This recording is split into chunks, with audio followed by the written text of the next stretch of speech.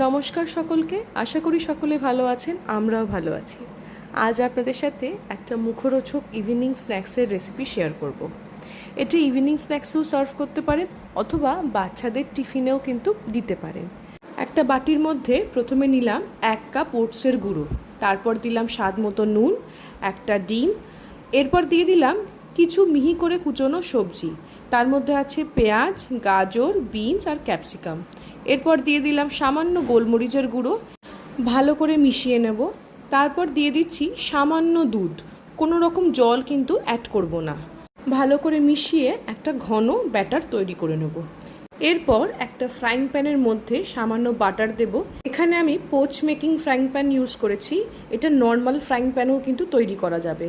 বাটারের মধ্যে 1 হাতা করে ব্যাটারটা দিয়ে দেবো। এরপর গ্যাসের ফ্লেমটা একদম লো করে ঢাকা দিয়ে 3 থেকে 4 মিনিট সময় নিয়ে একটু ফ্রাই করে নেব, যাতে কাঁচা সবজিগুলো সব সেদ্ধ হয়ে যায়।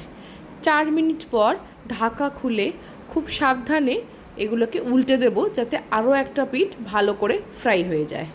তৈরি হয়ে গেছে আজকের রেসিপি ওটসের চিল্লা। বেশ ভালো খেতে, একবার ট্রাই করে দেখতে পারেন। সবাই ভালো থাকবেন, সকলকে ভালো রাখবেন। দেখা হচ্ছে পরের ভিডিওতে।